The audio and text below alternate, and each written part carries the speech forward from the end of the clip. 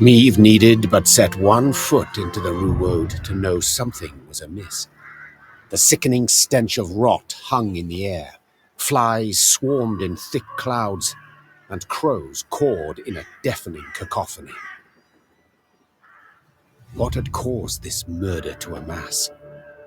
Well, Meve's scouts soon found out. Your Majesty, reported a certain Sergeant Nadamur. Not far from here, past the bend, there's a cottage and it's full of bodies. Our boys and the blackclads alike. Bodies mutilated, horribly so, guts ripped open, entrails strewn about, heads locked. Somewhere, yes? Branches embrace them, grip them tight, as if the trees, they strangled them. Hearing this, the Queen ordered a halt to their march. They would go no further, she thought, till they knew what had killed those men. Luckily, witnesses were soon found. A haggard band of resin burners emerged from a nearby dugout, black with dirt, covered in dried blood. My lady, their eldest stammered. Blackins came and started felling the wood. Forced folk to chop away, to make way for a town, they said. They pushed hard, right to the heart of the forest where the old oaks grow, and awoke some foulness. The whole camp, blackclads and loggers alike, done in one night. No time even to draw their weapons. We was lucky. Found pits to hide in. Just heard of something huffed and puffed while talking to the trees, no less. Reynard ordered medics to tend to the tar makers, then turned to Meve. We cannot wash our hands of this, Your Grace. The Nilfgaardians awoke the monster, yes, but it kills Rivians just as readily. Meve stood at the edge of the clearing and pricked her ears. The Ruewode echoed with the cawing of crows, which seemed to perch on its every twig. She also heard the howling of wolves and a hollow rattling, as if branches whipped in the wind, though the day was fair and still. That Geralt.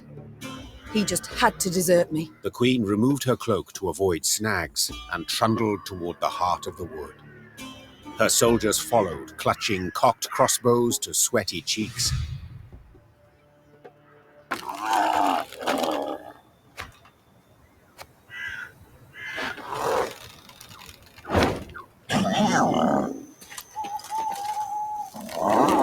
Deep in the wood, it grew cool, with a thin fog filling the air. Meve pushed past a large branch of hazel and froze. Before her stood a tall figure, nearly human in form, save the moss-covered deer skull in place of its head. Empty eye sockets burning with naked flame, the monstrosity hurled itself at Meve with a roar. "Rally to me!" cried Meve, raising her shield. "Everyone! Anyone, to me!"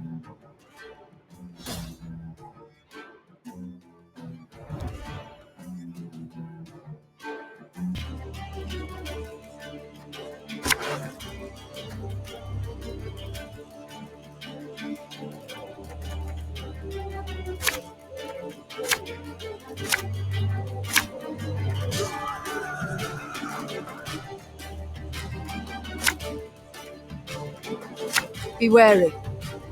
We know not what this thing can do. Oh, bother. What have we got ourselves into this time?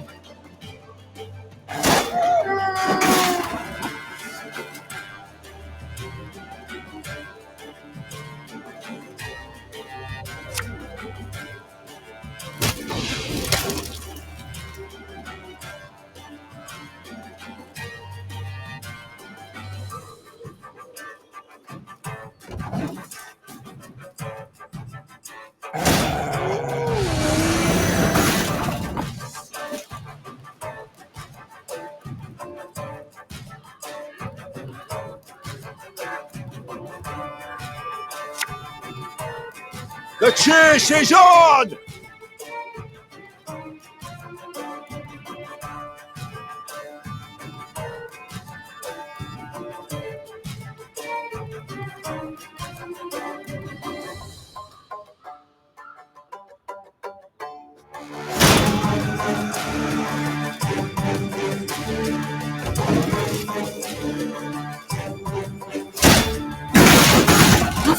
fascinating specimen.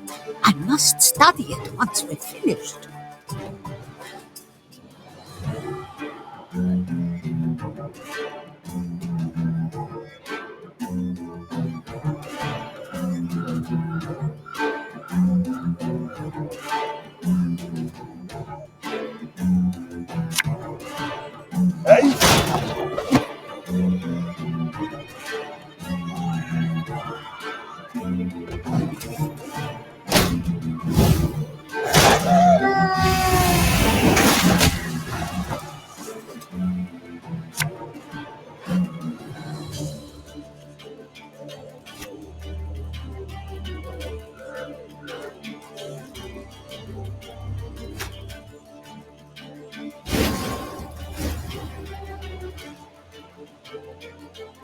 Catch!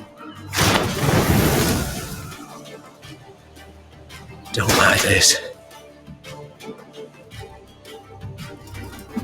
Ah!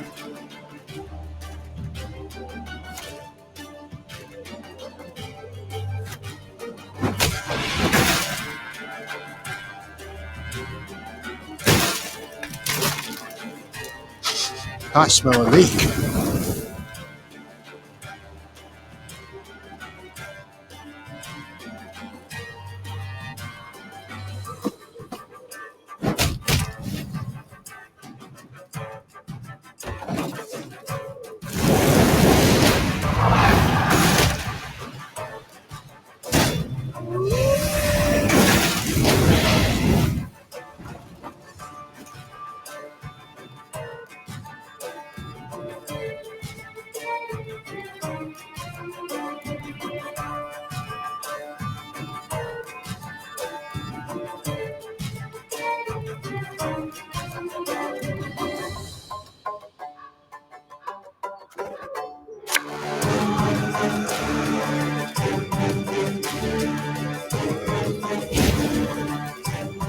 Ever have a storm knock out one of your teeth?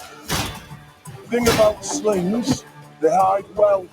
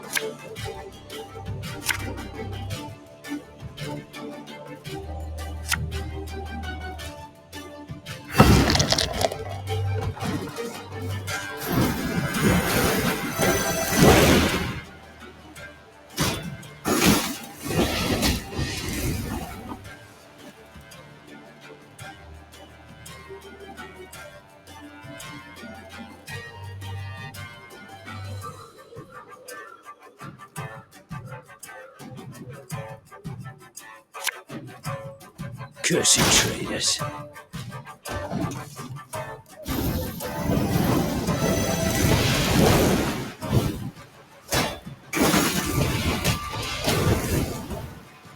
Believe it's dead.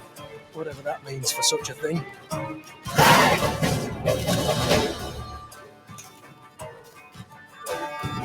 Attacked from all sides, the monster teetered and swayed, fighting off their blows with ever greater difficulty. Finally, it fell to the ground and fell apart, like an undone bundle of twigs. In disbelief, Meve towed the pile of dried branches and scraps of bark. She saw no blood, no entrails, as if no monster had ever stood there. As if it had all been a dream. We returned to the road. Meve said, crushing the beast's deer-like skull under her heel. Ah, and Reynard, I've a request. Yes, Your Grace? Once we regain the realm and return to the capital, remind me to issue an edict.